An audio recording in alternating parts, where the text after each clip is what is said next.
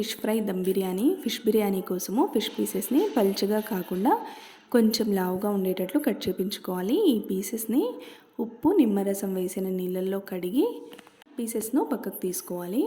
1 kilo fish తీసుకుంటే fish fry masala కోసం 4 spoons cornflour. ఈ కార్న్ఫ్లోర్కి బదులుగా బయట దొరికే ఫిష్ ఫ్రై మసాలా ప్యాకెట్స్ని కూడా యూస్ చేసుకోవచ్చు.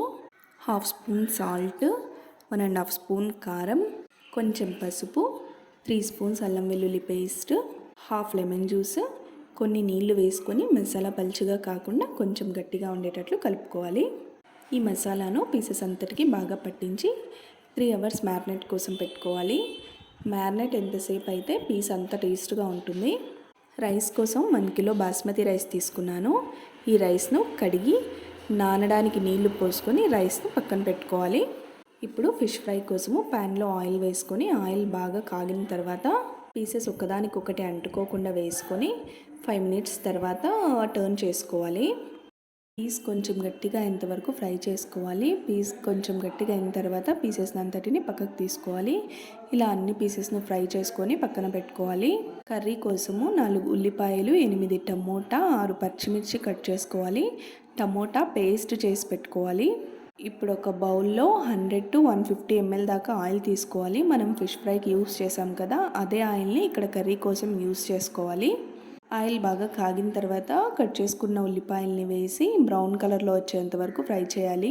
ఆయిల్ వేగిన తర్వాత ఇలాచి, పచ్చిమిర్చి, చెక్క, మిరియాలు, జావిత్రి, మరాఠీ మొగ్గ, కొద్దిగా లవంగాల పౌడర్ వేసుకొని ఫ్రై చేసుకోవాలి. వేగిన తర్వాత అల్లం వెల్లుల్లి పేస్ట్ వేసుకొని బ్రౌన్ కలర్లో వచ్చేంత వరకు ఫ్రై చేసుకోవాలి. వెల్లుల్లి పేస్ట్ వేగిన తర్వాత టమోటా పేస్ట్ని వేసుకోవాలి. ఇందులో తగినంత ఉప్పు, కొంచెం పసుపు, 2 స్పూన్స్ ధనియాల పొడి, 2 స్పూన్స్ కారం పొడి, 2 స్పూన్స్ కొబ్బరి పౌడర్ వేసుకొని కర్రీని అంతటా బాగా మిక్స్ చేసుకోవాలి. స్పైసెస్ అన్నీ కొంచెం వేగిన తర్వాత కట్ చేసుకున్న కొత్తిమీర, పుదీనా వేసి కర్రీని అంతటిని మిక్స్ చేసి ఒక 5 మినిట్స్ బాగా ఉడకనివ్వాలి. 5 మినిట్స్ తర్వాత 1/2 లీటర్ వాటర్ వేసి కర్రీలో నుంచి ఆయిల్ అంతా పైకి తేలే వరకు ఉడకనివ్వాలి. ఆయిల్ అంతా పైకి తేలిన తర్వాత స్టవ్ ఆఫ్ చేసుకొని కర్రీని పక్కన పెట్టేసుకోవాలి. రైస్ కోసము ఒక బౌల్ తీసుకొని 1 కిలో రైస్ తీసుకున్నాం కాబట్టి 3 లీటర్స్ వాటర్ వేసుకొని బౌల్ని స్టవ్ పైన పెట్టుకొని ఇందులో 4-5 ఇలాచీ, 1 స్పూన్ షాజీరా, కొంచెం కొత్తిమీర, కొంచెం పుదీనా, కట్ చేసుకున్న 4 పచ్చిమిర్చి, 4 బిర్యానీ ఆకులు, తగినంత ఉప్పు వేసుకొని ప్లేట్ కవర్ చేసేసి పొంగొచ్చేంత వరకు వెయిట్ చేయాలి. ఈ నీళ్లు పొంగొచ్చేలోపు మనము ముందుగా ఫ్రై చేసి పెట్టుకున్న ఫిష్ పీసెస్ని కర్రీలోకి వేసేసి ఒక్కొక్కటి డిప్ చేసి పక్కకు తీసి పెట్టుకోవాలి. నీళ్లు పొంగొచ్చిన తర్వాత రైస్ వేసి రైస్ 90% ఉడికిన తర్వాత మిగిలిన నీటిని అంతటిని వంపేసుకొని బౌల్లో రైస్ అడుగు భాగంలో ఒక లేయర్ ఉండేటట్లు పెట్టుకొని మిగిలిన రైస్ అంతటిని పక్కకు ఒక బౌల్లో తీసి పెట్టుకోవాలి. ఈ రైస్ లేయర్ పైన కొత్తిమీర, పుదీనా లైట్గా చల్లుకొని ఈ ఫిష్ పీసెస్ని ఒక్కొక్కటి పేర్చుకోవాలి. ఈ ఫిష్ పీసెస్ పైన కర్రీని వేసుకొని కొంచెం స్ప్రెడ్ చేసుకొని పక్కన బౌల్లో తీసి పెట్టుకున్న రైస్ని ఇంకొక లేయర్ లాగా వేసుకోవాలి. ఇలా మనం ఎన్ని లేయర్స్ అయినా వేసుకోవచ్చు. లాస్ట్ లేయర్ రైస్ వచ్చేలాగా వేసుకొని ప్లేట్ కవర్ చేసుకొని ఒక 5 మినిట్స్ బిర్యానీని దమ్కి పెట్టేసుకోవాలి.